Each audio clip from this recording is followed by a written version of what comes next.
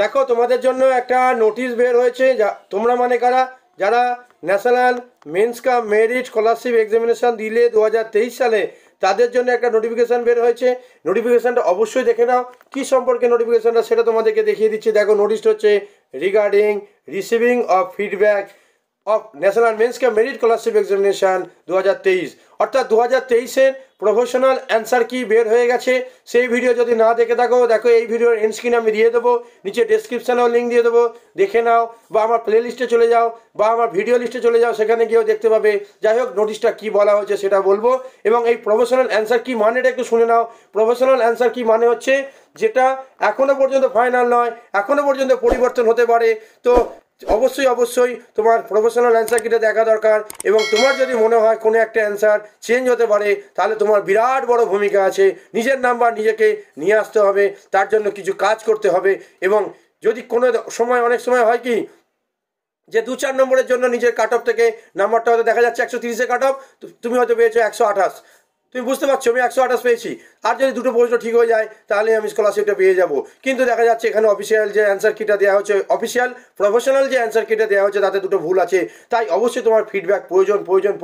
Feedback ছাড়া তোমার এই যে নাম্বারটা আসবে না। তাই অবশ্যই ফিডব্যাক দিতে গেলে কীভাবে দিতে হবে সেটাও তোমাদের জানিয়ে দিই, এবং মেল করতে হলে কীভাবে মেল করতে হবে, কী কাজ করতে হবে সেটা তোমাদের জানিয়ে দিই। দেখো, ভিডিওটা শেষ পর্যন্ত দেখে নাও। দেখো, বলা হয়েছে নোটিশে কী বলা হয়েছে না, টেন্টেটিভ অ্যান্সার কি।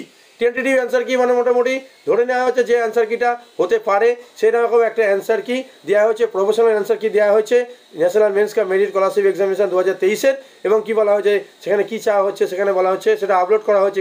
এই প্রফেশনাল বা টেন্টেটিভ অ্যান্সার কিটা আপলোড করা হয়েছে, এবং সেই সম্পর্কে ভিডিও আমি দিয়ে দিয়েছি, দেখে নেবে এই ভিডিওটা স্ক্রিনে।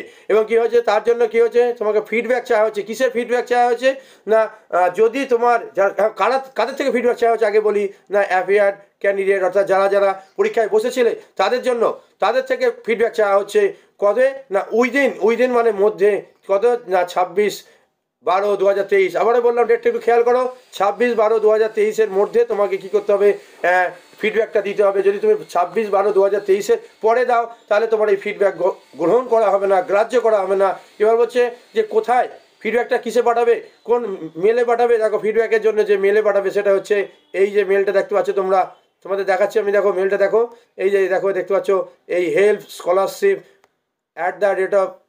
@gmail.com, এই মেলটা আইডিটা তুমি কি করবে, তোমার ফিডব্যাকটা পাঠাবে। কীভাবে ফিডব্যাক পাঠাবে, এমনি লিখে দিলেই হবে, স্যার আমার এর উত্তরের বদলে বি এর উত্তর, যেমন তোমরা আমার কমেন্টে দাও না, এরকমভাবে লিখে দিলে হবে না। তার জন্য কিছু কাজ আছে। কি কাজ আছে সেটা আমরা অবশ্যই জেনে নেবো, কীভাবে লিখতে হবে জেনে নেবো।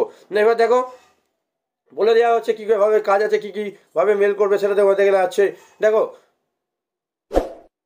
ইমেল যারা ভালো করে বলছো, no feedback through any mode other than email. দেখো হচ্ছে, অর্থাৎ যদি অ্যাকসেপ্ট করতে হয় তোমাকে, ফিডব্যাকটাকে যদি অ্যাকসেপ্ট করাতে হয়, তাহলে তোমাকে কী করতে হবে, মেল করতে হবে, অন্য কোনো মাধ্যম দিয়ে করার দরকার নেই। যাই হোক, অল দ্য ফিডব্যাক, সমস্ত ফিডব্যাক কী করতে হবে, উইল বি সাপোর্ট চাই। এমনি তুমি নিজের ইচ্ছার মতো বলে দিলে হবে না, তোমাকে সাপোর্ট করতে দিতে হবে, সাপোর্টিং ডকুমেন্ট দিতে হবে। অর্থাৎ যেটা তোমার মনে হচ্ছে না এটার বদলে ওটা উত্তর হবে, তার বদলে তোমাকে সাপোর্টিং ডকুমেন্ট দিতে হবে। তবে ভালো বই থেকে দিতে হবে, ভালো জানে তথ্যটা যেন সঠিক হয়, এমন কিছু যেখান থেকে তুমি সোর্স পাবে, যে তথ্যটা, যে এরা যে প্রফেশনাল উত্তরটা দিয়েছে সেটা ভুল, তোমারটা সঠিক, তাহলে তোমাকে সেরকম তোমাকে কী হতে হবে, সাপোর্টিং ডকুমেন্ট দিতে হবে।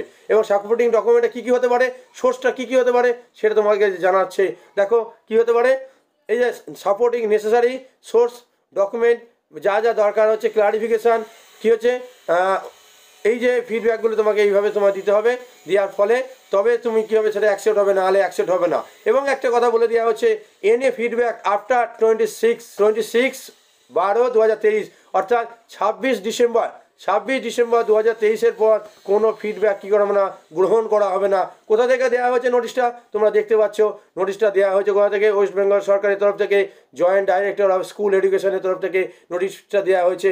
তাই অবশ্যই নোটিশটার খুবই গুরুত্ব আছে। তোমরা কিভাবে মেল করবে যদি না জানো, দেখো এই ভিডিওর এন্ড স্ক্রিনে একটা মেল এলো, আমার ভিডিও তৈরি করা আছে, সেটা দিয়ে দিচ্ছি। এবং একই সঙ্গে যদি প্রফেশনাল অ্যান্সার কিগুলো না দেখে থাকো, তাহলে প্রফেশনাল অ্যান্সার কিগুলো দিয়ে দেওয়া আছে, দেখে নাও।